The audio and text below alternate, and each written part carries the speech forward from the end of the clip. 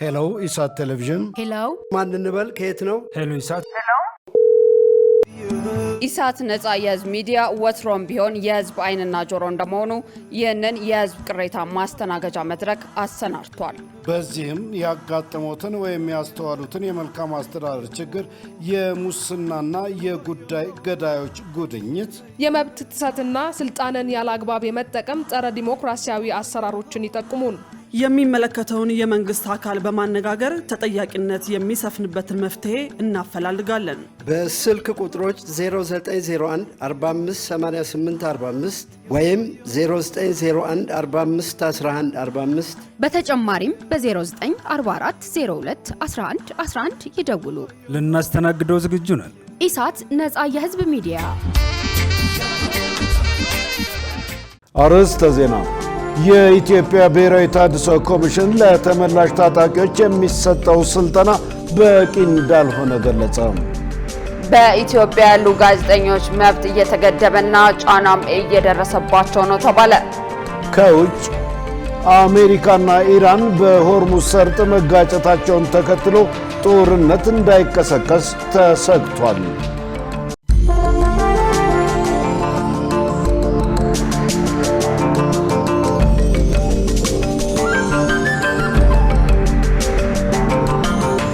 ውድ ተመልካቾች ሰላም ጤና ይስጥልን። ከኢሳት ነጻ የህዝብ ሚዲያ የሰዓቱን ዜና ይዘን ቀርበናል።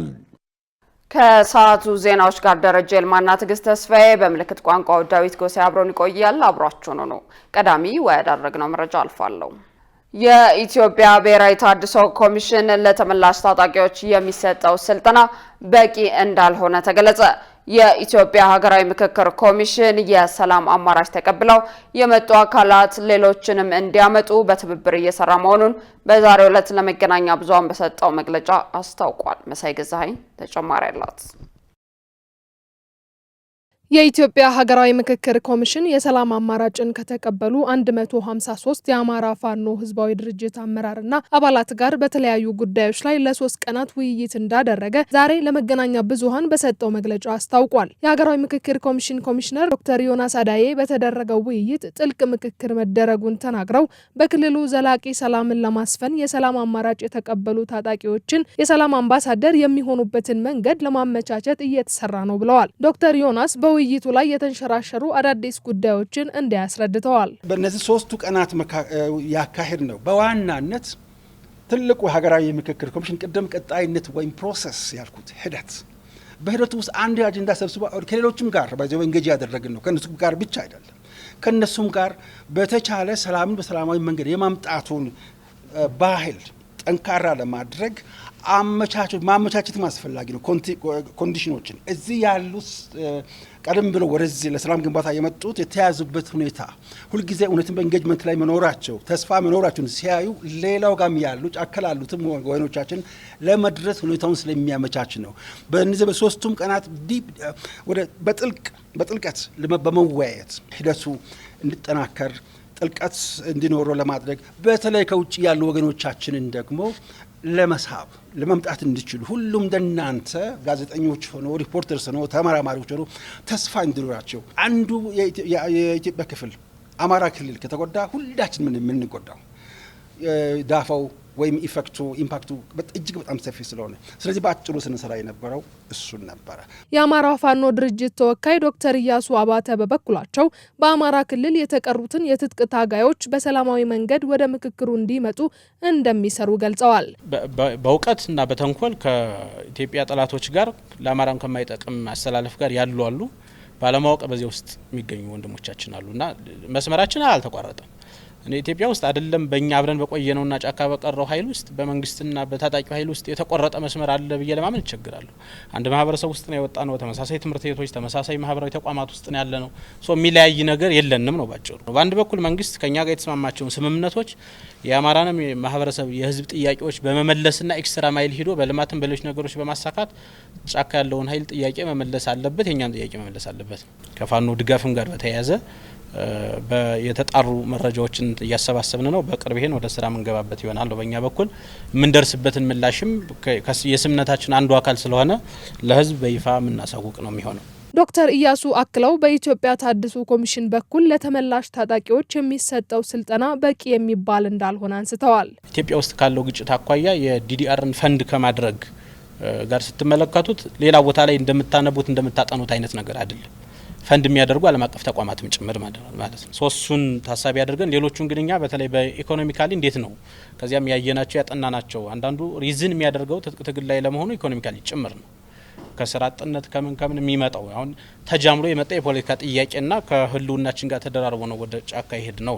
ይሄ ኃይል እንዴት ነው ኢኮኖሚካሊ ራሱንም አገሩን ሊጠቅም የሚችል የሚለውን የተለያዩ ፕሮጀክቶችን ነድፈን እየተንቀሳቀስን ነው። በራሳችን በአገር ውስጥ ልማት መለወጥ የምንችላቸው በፈንድ የሚመጡት ያን ያህል እስካሁን ባየ ነው እዚህ ግባ የሚባል አገርን ስቴብል ሊያደርግ የሚችል ሆኖ አላገኘ ነው። በዲዲአር በኩል ያለው የስልጠናዎች ምናምን በቂ አይደሉም። እስካሁን የተሰጡት በጣም ለአጭር ጊዜ ለ7 ቀን ለ15 ቀን እነዚህ ናቸውና ዲዲአር ደግሞ ስታዩት የሚለው ሚኒመም 90 ቀናት ነው 3 ወር ማለት ነው። ሰው የቆየው ፋይት ያደረገው ውጊያ ላይ ነው። የሞራልም የምንም እንትኖች አሉ፣ ማህበረሰቡ ላይ ጉዳቶች አሉ። አሁን ብዙ ጊዜ ዲዲአርም ጠቦ ለተዋጊ ለነበረው ኃይል ብቻ መታየት የለበትም።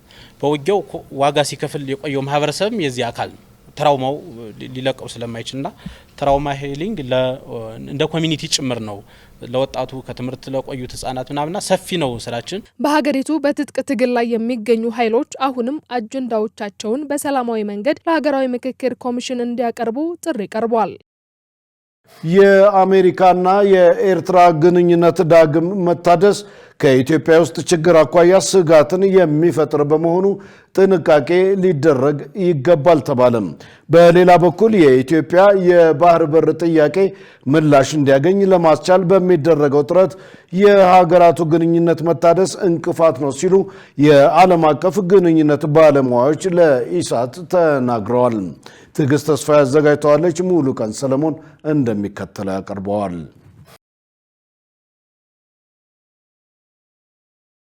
አሜሪካ በኤርትራ ላይ የተጣለው 4 የጦር መሳሪያ ማዕቀብ እንዲነሳ መወሰኗ የኢትዮጵያ ባህር በር ፍላጎት ላይ አሉታዊ ተጽዕኖ የሚፈጥር ነው ሲሉ የዘርፉ ተንታኞች ገልጸዋል። የአሜሪካና ኤርትራ ግንኙነት መታደስና የጦር መሳሪያ ማዕቀቡ በዚህ ወቅት እንዲነሳ መደረጉ የሚኖረው ተጽዕኖ ምንድን ነው? ምንስ መደረግ አለበት? ሲል ኢሳት የዓለም አቀፍ ግንኙነት ባለሙያዎችን አነጋግሯል። የዓለም አቀፍ ግንኙነት ባለሙያው ጥላውን ሊበል በሰጡት ምላሽ ኢትዮጵያ ውስጥ ካለው ችግር አኳያ እንዲሁም ቀጠናው ካለበት ውጥረት አንጻር ጫና ይፈጥራል ብለው ኢትዮጵያ የባህር በር ለማግኘት የምታደርገው ድርድር ላይ ጫና የሚፈጥር ነው ብለዋል።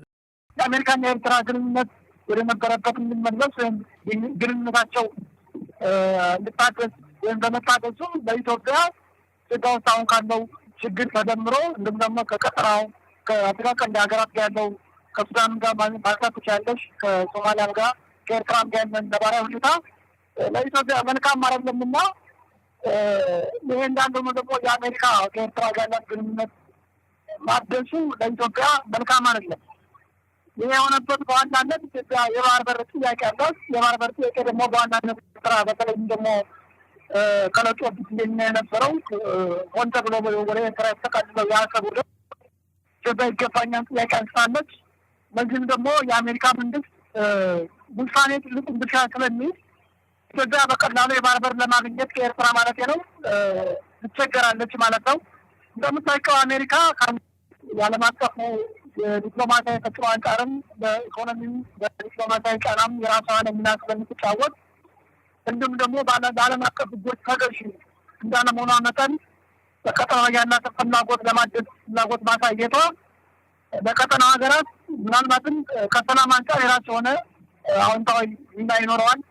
ነገር ግን ኢትዮጵያ ከኤርትራ ጋር በተለይም ደግሞ የአሰብ ወደብን ለማስመለስ እየሄደችበት ያለው ዲፕሎማሲያዊ ድርድር ወይም ንግግር የራሱ የሆነ ጫና ስለሚኖረው እንዳልኩሽ ለኢትዮጵያ መልካም የሚባል አይደለም። ሌላኛው የዓለም አቀፍ ግንኙነት ባለሙያ አምባሳደር ጥሩነህ ዜና በበኩላቸው ኢትዮጵያ የማንኛውም ሀገር ተጽዕኖ መመከት የሚያስችል የተጠናከረ ወታደራዊ አቅም ያላት ሀገር ናት ብለው የኢትዮጵያን ከፍታ የማይፈልጉ ሀገራት ኤርትራን እንደ መሳሪያ መጠቀም የተለመደ ነገር ቢሆንም የጦር መሳሪያ ማዕቀብ መነሳቱ ስጋትን የሚፈጥር አይደለም ሲሉ ተናግረዋል። የሚያሳስብ ነገር አይደለም። ኢትዮጵያ ትልቅ ሀገር ነች። ኢትዮጵያ ምናልባት አንድ ነገር ጦርነት ቢጀመር መቼስ መሳሪያ ብቻውን አይዋወቅም፣ ሰው ነው የሚዋጋውና እስከ 1 ሚሊዮን ወታደር ሞቢላይዝ ለማድረግ የምትችል ሀገር ነኝ። ለኤርትራ ቀርቶ ሌላውም የማያሳስባት ሀገር ነኝ። አዲንክ ኤርትራን የሚረዱ እንደ የመሳሰሉ ሌሎቹም ምናልባት በቀጥታም ባይሆን በግብጽ በኩል የሚሰጡ ብዙዎች ይኖራሉ። እኛ ኤርትራ እና ኢትዮጵያ ምናልባት ኤርትራ ነጻ ከመውጣት ነጻ ወጣ ቢሆን ብዙ ሀገሮች ኤርትራን የሚረዱ አሉ። ለምንድነው ቢባል ኢትዮጵያ በጣም ጎርታ እንዳትወጣ የሚፈልጉ ሀገሮች በሙሉ ኤርትራን እንደ መሳሪያ ለመጠቀም ፍላጎት አላቸው። አሜሪካ በኤርትራ ላይ ጥላው የነበረው ማዕቀብ መነሳት የሰብአዊ መብት ተሟጋቾችን ነቀፌታ አስከትሏል። የዎል ስትሪት ጆርናል ዘገባን ተከትሎ በኤርትራ ውስጥ ባለው የሰብአዊ መብት አያያዝና ሀገሪቱ በቀጠናው በሚካሄዱ ግጭቶች ውስጥ ባላት ሚና የተነሳ የተለያዩ ወገኖች አሜሪካ ማዕቀቦችን ለማንሳት ማሰቧን የሚቃወሙ ትችቶች መሰንዘራቸውን ዘገባው አመላክቷል። በኢትዮጵያ ያሉ ጋዜጠኞች መብት እየተገደበ ጫናም እየደረሰባቸው ነው ተባለ። በሌላ በኩል በአገር አቀፍ ደረጃ የሴት ጋዜጠኞች ቁጥር ከ30 በመቶ እንደማይበልጥ ሲነገር ለሰላም ያላቸው አስተዋጽኦ ግን የማይተካ ነው ተብሏል። ዮሐንስ ተስፋ ባሳለፍነው ሚያዝያ 25 በዓለም አቀፍ ደረጃ ለ34ኛ ጊዜ መጪውን ጊዜ ለሰላም መቅረጽና በዲጂታል ዓለም የፕሬስ ነጻነትን መጠበቅ በሚል የተከበረውን የዓለም የሚዲያ የመረጃ ነጻነት ቀን አስመልክቶ በዛሬው ዕለት የኢትዮጵያ የመገናኛ ብዙሃን ምክር ቤት ከዩኔስኮና ሌሎች አጋር አካላት ጋር በመሆን የውይይት መድረክ አካሂዷል። የዓለም የፕሬስ ነጻነት ቀን ላይ የሚዲያ ባለሙያዎችና የመንግስት የሥራ ኃላፊዎች በዲጂታል ዘመን የፕሬስ ነጻነትን በማረጋገጥ ለዘላቂ ሰላም መስራት እንደሚገባቸው ጥሪ ቀርቧል። የኢትዮጵያ ሚዲያ ምክር ቤት ሰብሳቢ አቶ አማራ አረጋዊ ጋዜጠኞች በሰላም ግንባታ ላይ ያላቸውን ሚና አጽንኦት የሰጡ ሲሆን በዲጂታል መድረኮች የሚስተዋሉ ተግዳሮቶችና እድሎችንም በዝርዝር ዳሰዋል። በተጨማሪም በኢትዮጵያ የሚዲያ ሕጉን ጨምሮ የተለያዩ መሻሻሎች ቢታዩም ጋዜጠኞች ላይ የሚደርሰው ጫና እንደቀጠለ መሆኑን ጠቁመዋል። ምክር ቤታችን ከቅርቡ ዓመታት ወዲህ የሚዲያ ነጻነት በማስፋትና ዘርፍን የሚመሩ ህጎችና ተቋሞችን ማዕቀፎችን ለማሻሻል የተደረገው እድገት እውቅና ይሰጣል። ሆኖም ደግሞ አሁንም ጉልህ የሆኑ ፈተናዎችን ያሉ ሲሆኑ ጋዜጠኞች በነጻነት ከቦታ ቦታ በአስተማማኝ ሁኔታ ለንቀሳቀስ የመስራት ጫናዎችን እየገጠማቸው ነው። ሌላኛዋ በመድረኩ የተገኙት ጋዜጠኛ ሳራ ሞገስ በበኩላቸው በዓለም አቀፍ ደረጃ ሴት ጋዜጠኞች ሰላምን ከማስፈንና ግጭትን ከማርገብ አንጻር ያላቸውን አስተዋጽኦ በመጥቀስ በሀገራችንም የሴት ጋዜጠኞች ቁጥር ከ30 በመቶ እንደማይበልጥ ተናግረዋል። በተጨማሪም በኢትዮጵያ የሚዲያ ምህዳር ውስጥ ሴቶችን በአግባቡ ማሳተፍ ቢቻል አሁን ያሉ ግጭቶችንና አለመግባባቶችን ለማስተካከል በሚደረገው ጥረት ላይ አይተኬ ሚና መጫወት እንደሚችሉ አጽንኦት ሰጥተው ተናግረዋል። ኢትዮጵያ ውስጥ ያሉ ሴት የሚዲያ ባለሙያዎችን እንደ አሴት ተጠቅመን ለረጅም ጊዜ የሚቆይ ሰላምን የሚያሰርጽ ሚዲያን መገንባት ይቻላል።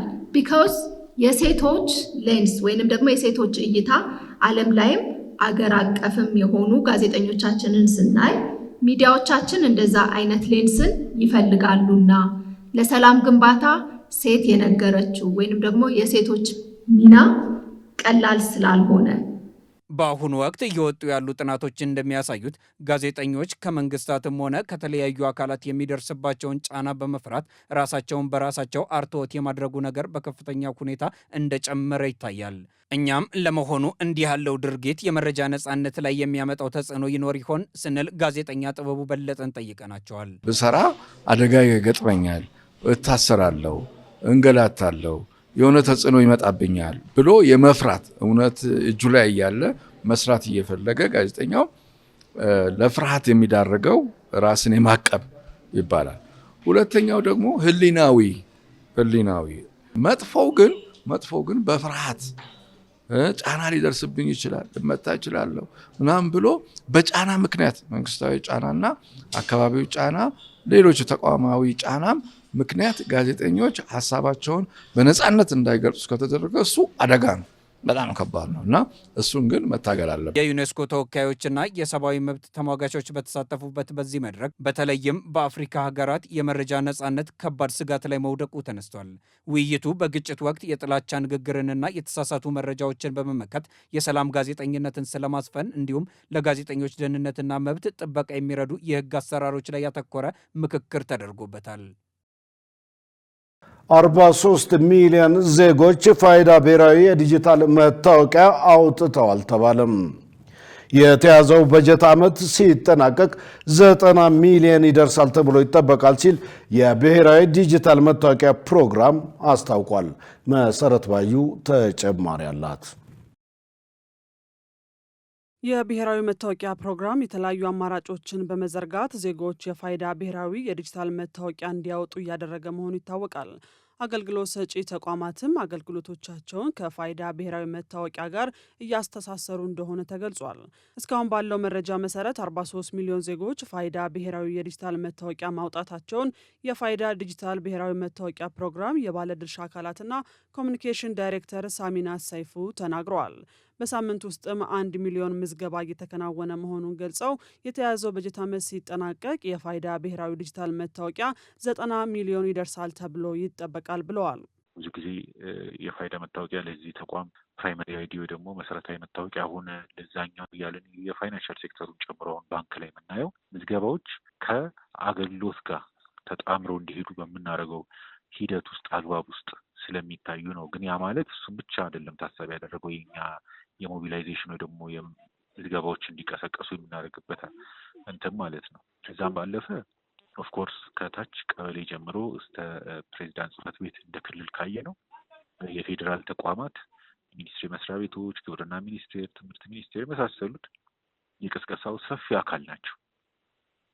እነዚህን ተጠቅመን ነው እንግዲህ አሁን የምናስባቸውን እቅዶች እናሳካለን ብለን እንግዲህ እየሰራን ያለ ነው ማለት ነው። በፋይዳ ብሔራዊ ዲጂታል የመታወቂያ ምዝገባ ሂደት ላይ አልፎ አልፎ የሚገጥሙ ችግሮች እንዳሉ አንስተው በዚህ ላይም የግንዛቤ ማስጨበጥ ስራ እየተሰራ ነው ሲሉ ዳይሬክተሩ ገልጸዋል። መረጃችን የሚያሳየው ወደ 43 ሚሊዮን የሚጠጉ ነዋሪዎች የፋይዳ ዲጂታል መታወቂያ ቁጥር አላቸው፣ እጃቸው ላይ አውጥተዋል ማለት ነው። የእኛ እቅድ እንግዲህ 100% እቅድ ተብሎ በጠቅላይ ሚኒስትር ጽሕፈት ቤት ስር የተሰጡ አሳይመንቶች አሉ ለብዙ ተቋማት። እኛም በዛ አንዱ የተካተተ እቅድ ሲሆን ከዚህ ጋር በተገናኘ እንግዲህ ይህ ዓመት ሲገባደድ 90 ሚሊዮን እንደርሳለን ብለን ነው የምናስበው። አይኖ ቬሪ አምቢሽስ፣ ግን አሁን ላይ ወደ 10 ሺህ የሚሆን ማሽን ደርሰናል። ይሄ የሚመዘግብ ማሽን ማለት ነው። በሳምንትም በምናየው አግባብ በሳምንት 1 ሚሊዮን እየመዘገብን ነው አቬሬጅ። አቅማችን ከዛ በላይ ነው። እስከ 4 ሚሊዮን እስከ 4 እና 5 ሚሊዮን ሆን አቬሬጅ ማለት ነው የመዝገብ አቅም አለን ማለት ነው። እንደጠቀስኩልሽ አሁን ላይ እየሄደ ያለው 1 ሚሊዮን ነው።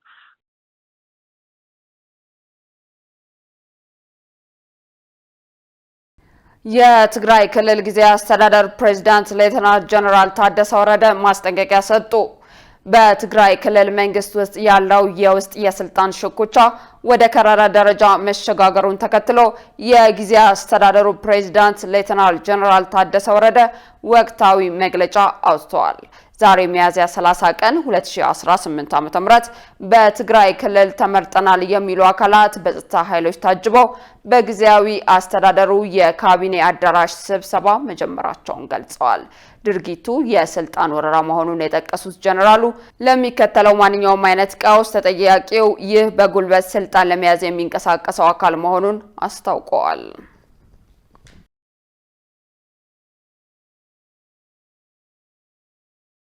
ክቡራን ተመልካቾቻችን ከኢሳት ነጻ የህዝብ ሚዲያ ዜናዎቻችን አሁንም እንደቀጠሉ ናቸው። በቀጣይነት የቢዝነስና ኢኮኖሚ መረጃዎችን ወደ እናንተ እናደርሳለን። ባልደረባችን መሰረት ባዩ የጠበቀችን ነው። ወደ መረጃዎቹ እናምራለን።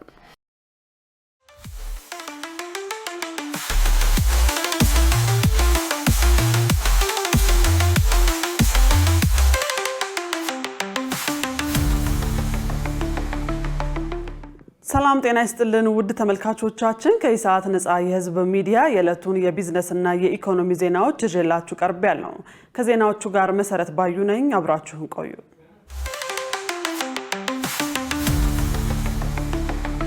የኢትዮጵያ የኢኮኖሚ ሪፎርም ለዚምባብዌ ባለሀብቶች የንግድና ኢንቨስትመንት ተሳትፎ መነቃቃት እየፈጠረ ነው ተባለ።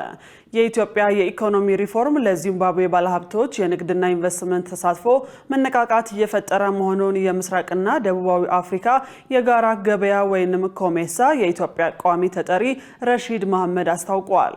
የኢትዮጵያና ዚምባብዌን ዲፕሎማሲያዊ ትብብር በማጠናከር በኢኮኖሚ ግንኙነት ዘርፍ ውጤት እየተመዘገበ መሆኑንም ተናግረዋል። ኢትዮጵያና ዚምባብዌ በፖለቲካና በፓን አፍሪካኒዝም እሳቤ የተመሰረተ ጠንካራና ታሪካዊ የዲፕሎማሲ ወዳጅነት ያላቸው ሀገራት ናቸው። አምባሳደር ረሺድ መሐመድ ለኢዜአ እንደገለጹት የኢትዮ ዚምባብዌ ግንኙነት በቅኝ ግዛት ዘመን የነጻነት ተጋድሎ ወቅት የተጀመረና በታሪካዊ ወዳጅነት የተመሰረተ ነው። የንግድና ቀጠናዊ ትስስር ሚኒስትር ዶክተር ካሳሁን ጎፌ ከዓለም አቀፉ የገንዘብ ፈንድ ወይንም አይኤምኤፍ የልዑካን ቡድን ጋር ተወያዩ። ሚኒስትሩ ከዓለም አቀፉ የገንዘብ ፈንድ አይኤምኤፍ የልዑካን ቡድን ጋር በሀገሪቱ የንግድ ዘርፍ ሪፎርም ትግበራ ሂደትና በትብብር በሚከናወኑ ተግባራት ዙሪያ ውይይት አድርገዋል። በውይይቱ ወቅት በኢትዮጵያ እየተገበረ ስላለው የማክሮ ኢኮኖሚ ሪፎርምና የአይኤምኤፍ የድጋፍ ፕሮግራሞች መሰረታዊ የኢኮኖሚ ሽግግርን ከማረጋገጥ አንጻር ያሉባቸው የትግበራ ምዕራፎች መዳሰሳቸው ተገልጿል። ኢትዮጵያ በተለይም በግሉ ዘርፍ የሚመራ የንግድ ስርዓት እውን ለማድረግ በወሰደቻቸው ወሳኝ እርምጃዎች የገበያ ተወዳዳሪነትን በማጎልበትና የኢኮኖሚ እድገትን በማፋጠን ረገድ ተጨባጭ ውጤት እየተመዘገበ መሆኑ ተገልጿል። የሪፎርሙ ትግበራ የሀገሪቱን የገበያ ዕድሎች በማስፋት ቀጠናዊና ዓለም አቀፍ የንግድ ትስስሮችን ይበልጥ በማጠናከር ረገድ እያሳየ ያለው ውጤት በቀጣይ በሚከናወኑ የትብብር መስኮችና በጋራ በሚሰሩባቸው ጉዳዮች ዙሪያ መግባባት ላይ መደረሱ ተገልጿል። በተያያዘ ዜና ኢትዮጵያና አዘርባይጃን የንግድና የኢኮኖሚ ትስስራቸውን ወደ ላቀ ደረጃ ለማሸጋገር ያለመ ውይይት አደረጉ። የንግድና ቀጠናዊ ትስስር ሚኒስትር ዶክተር ካሳሁን ጎፌ ከአዘርባይጃን ሪፐብሊክ የኢኮኖሚ ምክትል ሚኒስትር ኤልኖር ኤሊዮቭ ጋር በጽህፈት ቤታቸው ተወያይተዋል። ሚኒስትሩ በውይይቱ ወቅት ባለፉት ዓመታት የሁለቱ ሀገራት የንግድ ልውውጥ ዝቅተኛ የነበረ ቢሆንም ከቅርብ ጊዜ ወዲህ ግን ከፍተኛ ለውጥ እየታየ መሆኑን ጠቅሰዋል። ኢትዮጵያ ተግባራዊ እያደረገችው ያለው የማክሮ ኢኮኖሚ ማሻሻያ ለአዘርባይጃን ባለሀብቶች ምቹ ሁኔታን መፍጠሩን የገለጹት ሚኒስትሩ በተለይም በግብርና፣ በማዕድን፣ በማኒፋክቸሪንግ፣ በቱሪዝምና በቴክኖሎጂ ዘርፎች ሰፊ የኢንቨስትመንት ዕድሎች መኖራቸውን አስረድተዋል። በተጨማሪም ኢትዮጵያ የአፍሪካ አህጉራዊ ነጻ የንግድ ቀጠና አባል መሆኗን ተከትሎ የአዘርባይጃን ባለሀብቶች ኢትዮጵያን እንደ መግቢያ በር በመጠቀም ከ54 ሀገራት በላይ የሚሸፍነውንና 3.4 ትሪሊዮን ዶላር የሀገር ውስጥ ጥቅል ምርት ወይም ጂዲፒ ያለውን ሰፊ የአፍሪካ ገበያ ማግኘት እንደሚችሉ አስረድተዋል። የአዘርባይጃኑ የኢኮኖሚ ምክትል ሚኒስትር ኤልኑር ኤሊዮቭ በበኩላቸው አዘርባይጃን በንግድ በኢንቨስትመንትና በቴክኖሎጂ ዘርፎች ከኢትዮጵያ ጋር በጋራና በትብብር ለመስራት ያላትን ጽኑ አቋም ገልጸዋል። የናፍጣ እጥረት ባናራው የጭነት መጓጓዣ ዋጋ ምክንያት የሙዝ ምርታቸውን ለማዕከላዊ ገበያ ለማቅረብ መቸገራቸውን በደቡብ ኢትዮጵያ ክልል የጋሞ ዞን ሙዝ አምራች አርሶ አደሮች አስታወቁ። አርሶ አደሮቹ እንዳሉት ቀደም ሲል ምርቶቹን ከ40 እስከ 50 ሺህ ብር ይጭኑ የነበረውን አንድ አይሱዙ የጭነት ተሽከርካሪ በአሁኑ ጊዜ ከአርባ ምንጭ አዲስ አበባ ለማድረስ ዋጋው እስከ 240 ሺህ ብር ደርሶ በ4 እጥፍ ጨምሯል ብለዋል። በዚህም የተነሳ ቀደም ሲል እስከ 40 ብር ይሸጡት የነበረውን 1 ኪሎ ሙዝ በቅናሽ ለመሸጥ በመገደዳቸው ለኪሳራ መዳረጋቸውን አስታውቀዋል። ዶቼ ቬለ የአርሶ አደሮችን ቅሬታ አስመልክቶ ያነጋገራቸው በጋሞ ዞን የአርባ ምንጭ ከተማ ንግድና ገበያ ልማት መምሪያ የንግድ ቁጥጥር አስተባባሪ አቶ እሸቱ አየለ ለቅሬታው መንስኤ የሆነው የናፍጣ አቅርቦት በፍትሃዊ መንገድ ለማዳረስ ከትናንት ጀምሮ እንደ ተሽከርካሪዎቹ አይነት የፈረቃ ነዳጅ ቅጂ እየተከናወነ እንደሚገኝ ተናግረዋል። አቶ እሸቱ አቅርቦቱ እስከሚስተካከል ጊዜ የማይሰጡና ሊበላሹ የሚችሉ ምርቶችን ጭነው የሚወጡ ተሽከርካሪዎች ቅድሚያ እንዲሰጣቸው እየተደረገ ነው ብለዋል። በሸገር ከተማ በዘንድሮ የመኸር እርሻ ከ95,000 ሄክታር በላይ መሬት ለማልማት ወደ ስራ መገባቱን የከተማዋ ግብርና ጽሕፈት ቤት አስታወቀ።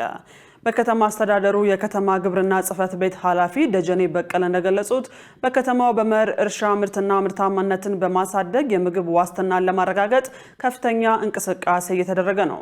የመኸር እርሻውን ውጤታማ ለማድረግ የስንዴ፣ ጤፍ፣ የገብስና ሌሎች ምርጥ ዘሮችንና ማዳበሪያ ለአርሶ አደሮች በወቅቱ የማዳረስና የግብርና ባለሙያዎች ክትትልና ድጋፍ እየተደረገ ነው ብለዋል። በዘንድሮ የመኸር እርሻ 47751 አርሶ አደሮችን በማሳተፍ 95500 ሄክታር መሬት በማልማት 4.5 ሚሊዮን ኩንታል ምርት ለማግኘት ታቅዶ ወደ ስራ መገባቱን ጠቁመዋል። የመኸር እርሻ ልማቱን ለማሳካትም አሲዳማ መሬቶችን በኖራ የማከምና ለሜካናይዜሽን ትኩረት መሰጠቱን አንስተዋል። ምርትና ምርታማነትን ለማሳደግም የግብርና ግብዓት አቅርቦት በዩኒዮኖችና በማህበራት በኩል ለአርሶ አደሩ እየተሰራጨ ነው ብለዋል። የአፈር ለምነትን ለመጨመርም የተፈጥሮ ማዳበሪያ መዘጋጀቱን ያነሱት ኃላፊው አሲዳማ መሬትን ለማከም ደግሞ ከ2400 ኩንታል በላይ ኖራ መቅረቡን ገልጸዋል ሲል ኢዜአ ዘግቧል። ውድ ተመልካቾቻችን አሁን ደግሞ በዕለቱ በተመረጡ ባንኮች ያለውን የውጭ ምንዛሬ ዋጋና የብሔራዊ ባንክ የወርቅ ግብይት መረጃ ተከታትለን እንመለስ።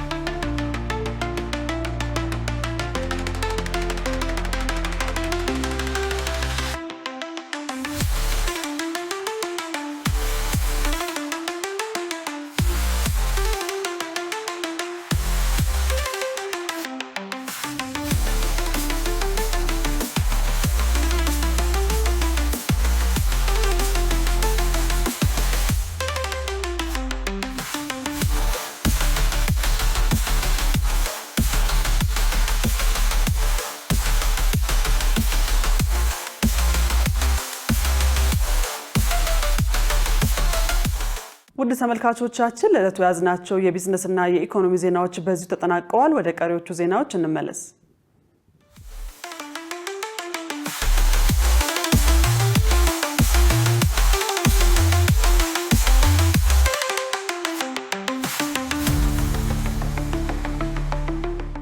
ውድ ተመልካቾች ከኢሳት ነጻ ህዝብ ሚዲያ የሰዓቱ ዜና ወደ እናንተ መድረሱን እንደቀጠለ ነው። አሁን ደግሞ ወደ ውጭ ዘገባዎች እናልፋለን። አሜሪካና ኢራን በሆርሙዝ ሰርጥ መጋጨታቸውን ተከትሎ ጦርነት እንዳይቀሰቀስ ተሰግቷል። ትራምፕ ከኢራን ጋር የተደረሰው የተኩስ አቁም ስምምነት አሁንም ስራ ላይ ነው እያሉ ነው። ሸሪፍ ኢማም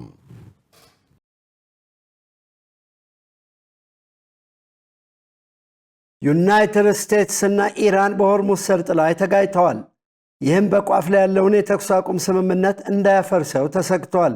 ይህ ሐሙስ ዕለት የተጀመረው ግጭት ጦርነቱን ያስቆማል በሚል በአሜሪካ የተዘጋጀ የሰላም ስምምነት ምክረ ሐሳብ ለኢራን ተልኮ ዋሽንግተን ምላሽ እየተጠባበቀች ባለችበት ሁኔታ ነው። የአሜሪካው ፕሬዝደንት ዶናልድ ትራምፕ እንዳሉት 3 የአሜሪካ የባህር ኃይል አጥቂዎች በሆርሙዝ ሰርጥ ሲተላለፉ ጥቃት ደርሶባቸዋል። የሆርሙዝ ሰርጥ በሰላሙ ጊዜ የዓለም 1/5 ነዳጅና የተፈጥሮ ጋዝ የሚተላለፍበት መስመር ነው። ይሁን እንጂ ጦርነት መቀስቀሱን ተከትሎ ኢራን መተላለፊያውን ዘግታለች። ባለፈው ወር አሜሪካ በምላሹ የኢራን ወደቦች እንቅስቃሴ እንዳያደርጉ መስመሩን ዘግታለች። 3 ዕውቅ የሆኑ የአሜሪካ የባህር አውዳሚዎች እየተተኮሰባቸው አንዳች ጉዳት ሳይደርስ በሆርሙዝ ሰርጥ ማለፍ ችለዋል። በሦስቱም ላይ የደረሰ ጉዳት የለም፣ ነገር ግን በኢራን አጥቂዎች ላይ ከፍተኛ ጉዳት ደርሷል ሲሉ ትራምፕ በማኅበራዊ ሚዲያ ጽፈዋል። ትራምፕ በኋላ ላይ ለሪፖርተሮች እንደነገሩት በአፕሪል ወር ላይ የተስማማንበት የተኩስ አቁም ስምምነት አሁንም በሥራ ላይ አለ ብለዋል። የኢራን ከፍተኛ የጦር አዛዥ እንዳሉት አሜሪካ ኢራንን የነዳጅ ታንከርና ሌላ መርከብ በማጥቃት የተኩስ አቁሙን ጥሳለች ሲሉ ወቅሰዋል። አክለውም አሜሪካ በሲቪሎች መኖሪያ አካባቢ የአየር ጥቃት ፈጽማለች። በቋሽም ደሴቲቱ ወደ ሆርሙዝ ሰርጥ ለመግባት ስትራቴጂካዊ ስፍራ ስትሆን አብዛኛው የኢራን ባህር ኃይል መኖሪያም ነው። የኢራን ፕሬስ ቲቪ በኋላ ላይ ሪፖርት እንዳደረገው ለበርካታ ሰዓታት የተኩስ ልውውጥ ከተካሄደ በኋላ በኢራን ደሴቶችና ዳርቻ አካባቢዎች ያሉ ከተሞች በሆርሙዝ ሰርጥ በኩል አሁን ላይ ወደ ቀደመ ሰላሙ ተመልሰዋል ብሏል። አሁን ድረስ የትኛው ወገን ሐሙስ ዕለት ቀድሞ ግጭቱ እንደጀመረ አይታወቅም። ይሁን እንጂ አልፎ አልፎ ሁለቱም ወገኖች የተኩስ አቁም ስምምነቱ ሥራ ላይ ከዋለ ከአፕሪል 8 ቀን አንስቶ የተኩስ ልውውጥ ያደርጋሉ ተብሏል። የኢራን አብዮታዊ ዘብ የባህር ኃይል እንዳለው የኢራን ኃይሎች የተለያዩ ባለስቲኮችና ጸረ መርከብ ክሩዝ ሚሳይልና አውዳሚ የሆኑ ድሮኖች ከሚፈነዱ አረሮች ጋር ይጠቀማሉ፣ የተኩስ አቁሙን ለምትጥሰው አሜሪካ ምላሽ ለመስጠት ተብሏል።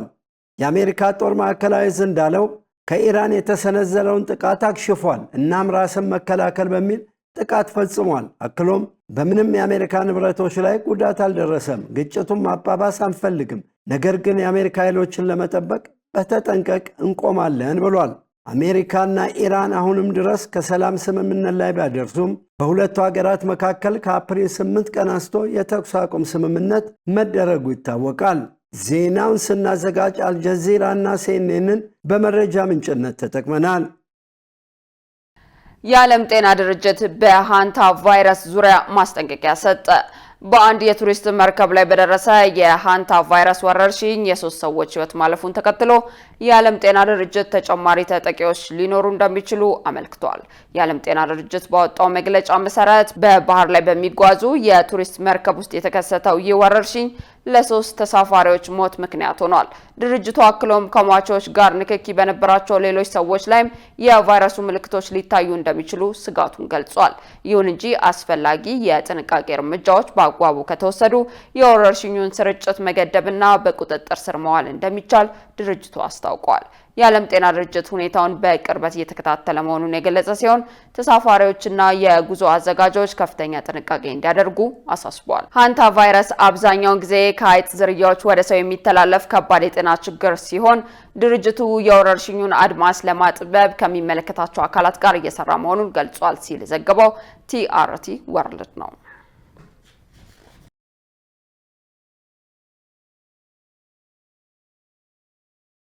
ውድ ተመልካቾች ከኢሳት ነጻ ህዝብ ሚዲያ የሰዓቱ ዜና ወደ እናንተ መድረሱ እንደቀጠለ ነው። አሁን ደግሞ የስፖርት ዘገባዎችን ወደ እናንተ የምናደርስበት የአየር ጊዜ ላይ ደርሰናል።